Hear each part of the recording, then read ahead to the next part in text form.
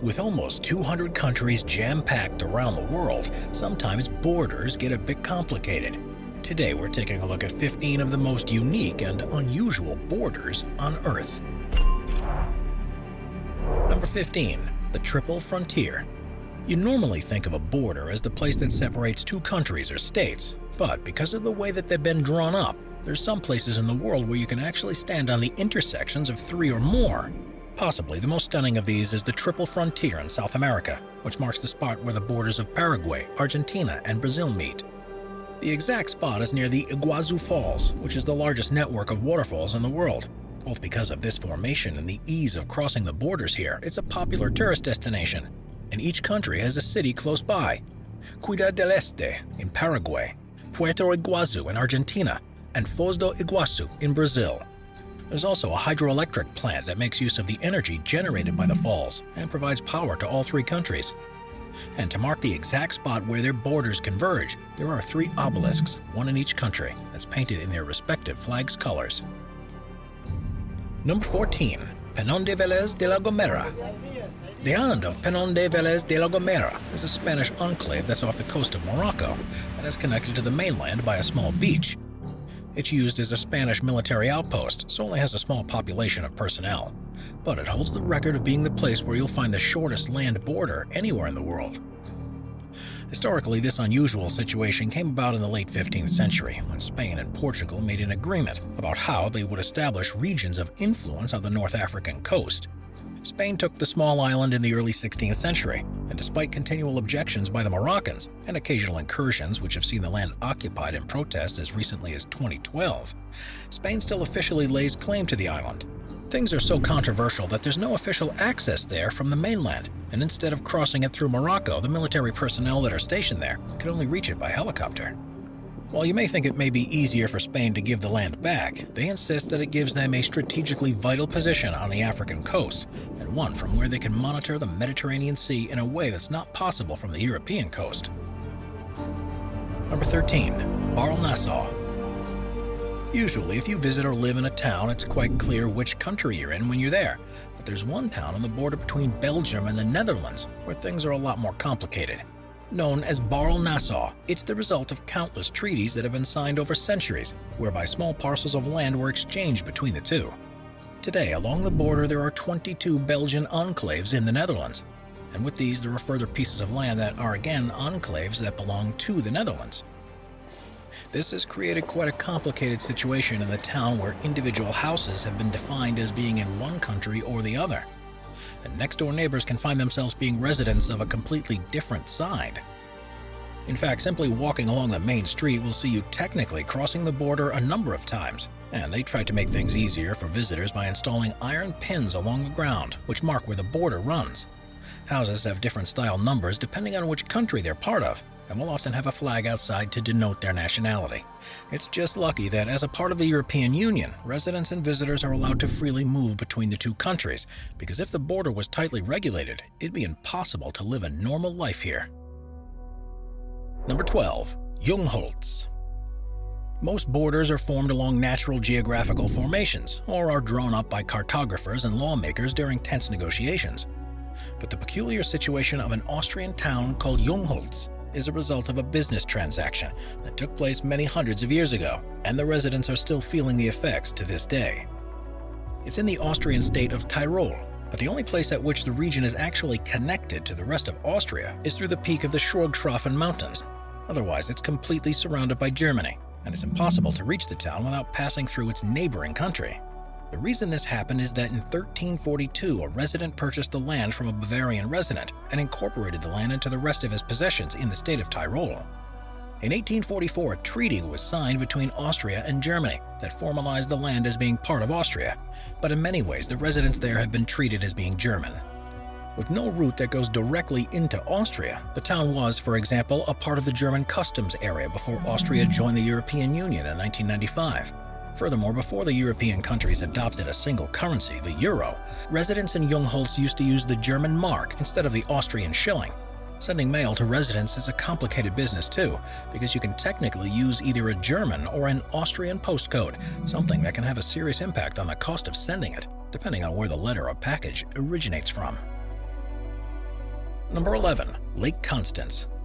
Lake Constance is actually made up of 3 distinct bodies of water that are on the northern foot of the Alps and are fed by the River Rhine. Due to its position, it's a natural tri-point boundary between the 3 countries of Germany, Switzerland, and Austria. And while the banks lie in their respective countries, the actual confluence of the 3 is at an unspecified point within the lake. As the countries have never formally agreed where in the lake their territories meet, this remains one of the vaguest borders in the world.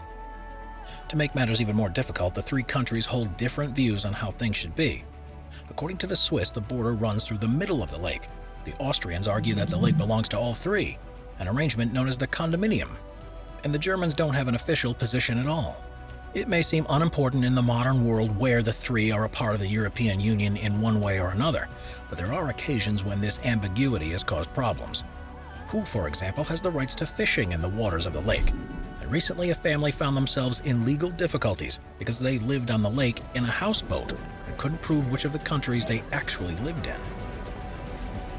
Number 10. Wagah Border. The Wagah border has separated India and Pakistan since their independence in 1947, and because of the way the border lines were drawn up, it takes its name from the village of Wagah, which is less than 2,000 feet from the actual border and lies just inside Pakistan. Because of its position and location on a major road, this is one of the most important border crossings between the 2 countries, and where a huge amount of traffic, trade, and migration pass through. In many ways, it looks like any other border crossing town in the world, and you wouldn't think there's anything unusual about it if you visited during the day. If you happen to be there just before sunset, however, you'll be treated to one of the most unique and surprising border rituals that take place anywhere on Earth. Every evening since 1959, the Indian Border Security Force and the Pakistan Rangers have conducted the lowering of the flag ceremony. During this military exercise, troops perform a ritualistic dance that involves fast movements and extremely high leg raises, and ends with a perfectly coordinated lowering of both flags on either side of the border. The soldiers are specially trained for the ceremony, and after having featured aggressive tones for many decades, it's now seen as a gesture of the brotherhood between the 2 countries. It's now such a popular event that it draws hundreds of thousands of spectators from both countries and tourists from the rest of the world each year.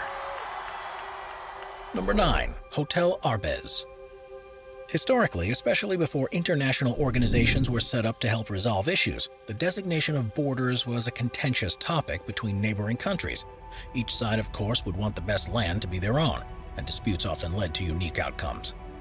There is perhaps none as unusual as what happened between France and Switzerland in the Vallée du Dépé.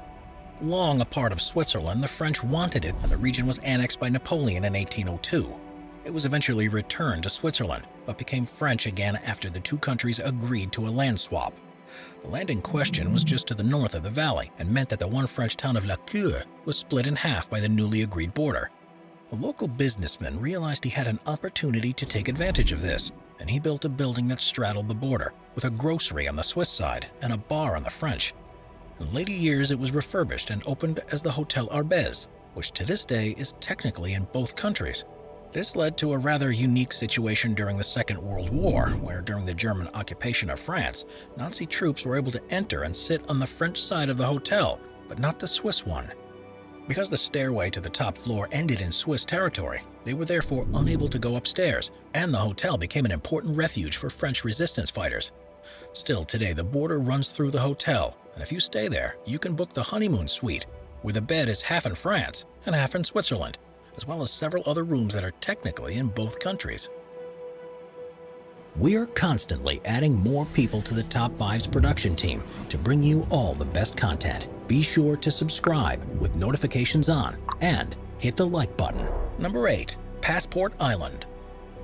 The Kingdom of Bahrain and Saudi Arabia had long wanted to improve links between each other, and in 1981 construction began on the King Fahd Causeway, which is a 16-mile network of 5 bridges to connect the 2. At a cost of $800 million, it was opened in 1986, and there was finally a land crossing to allow freight and passengers to drive between the countries. Of course, as a route that crossed the border, an official checkpoint was needed to oversee who was passing between the 2 countries.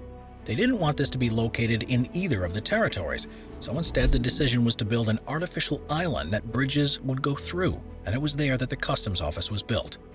Officially called Middle Island, it's more commonly known as Passport Island and features a border station, 2 towers that are used by the Coast Guard, and 2 213-foot-tall tower restaurants.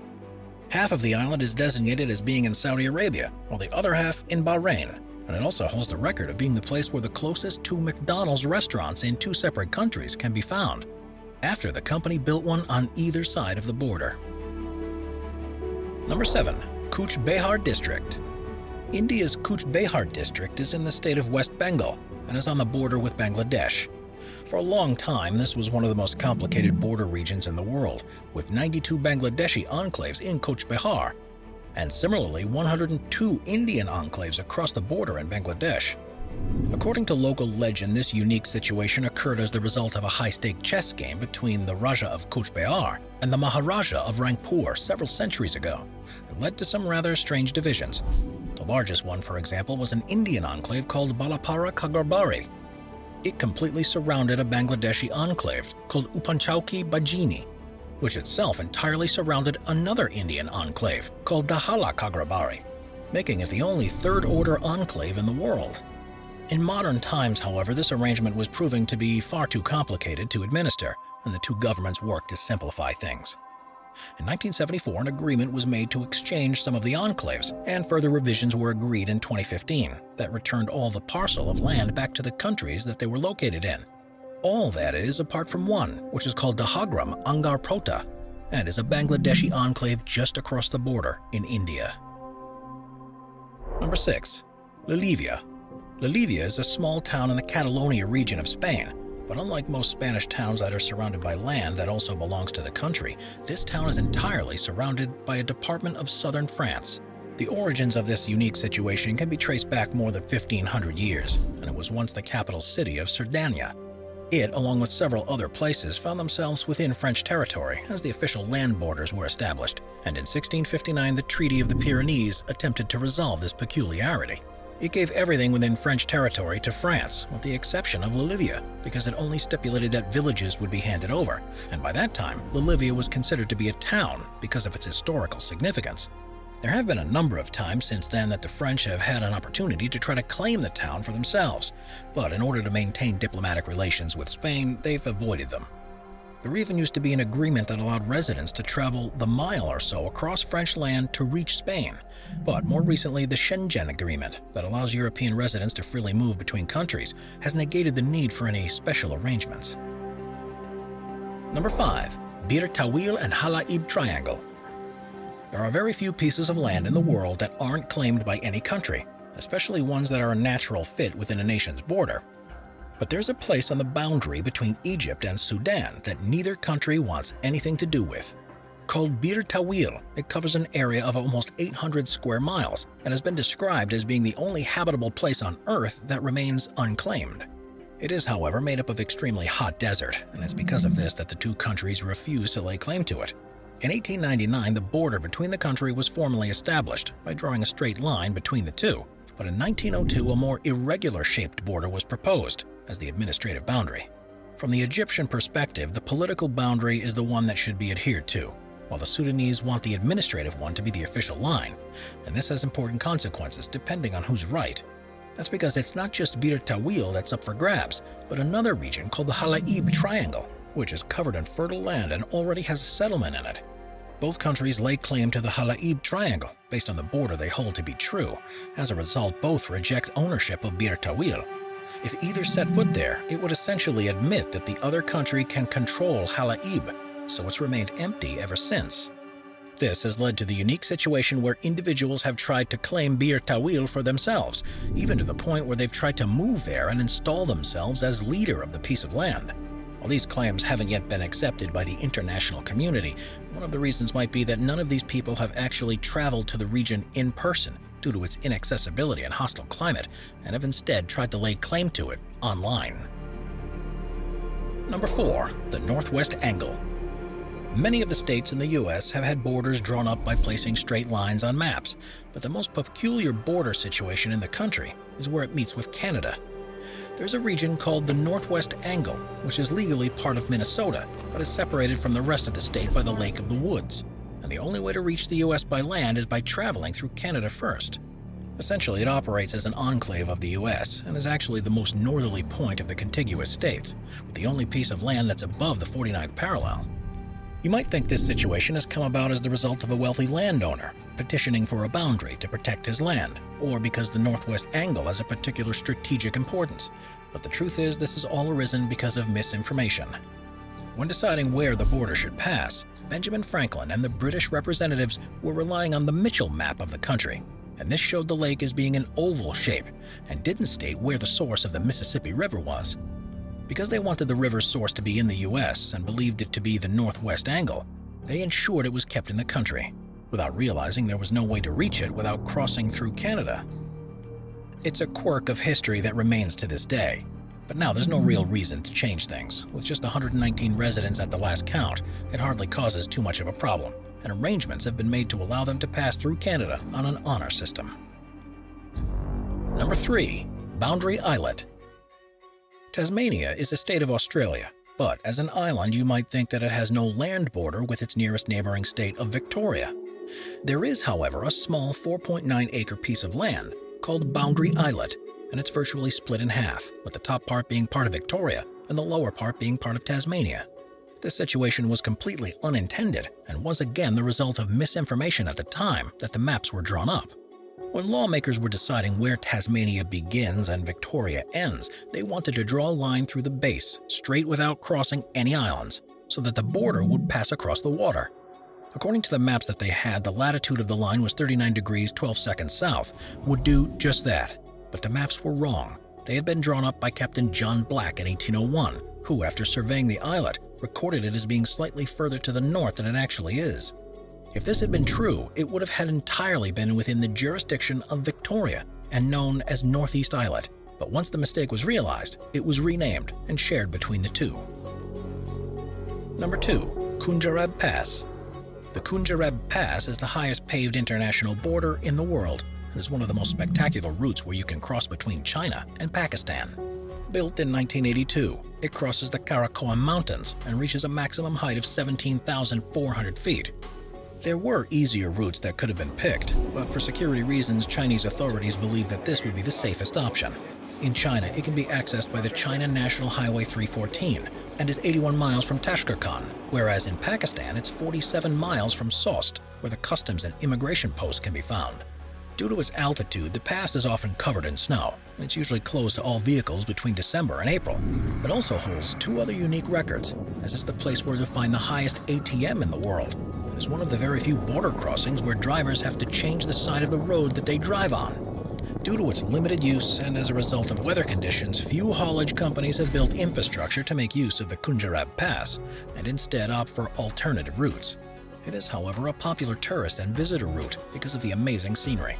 But if you ever plan to travel through, you have better ensure you've got a reliable vehicle that can travel through several feet of snow. Number 1. The Korean DMZ. When you pass across most border crossings, the chances are you'll see tall fences and armed officers, but there's no border in the world that's as heavily fortified as the one that separates North and South Korea. Not only is there a border line, but there's a demilitarized zone that's around 2.5 miles wide.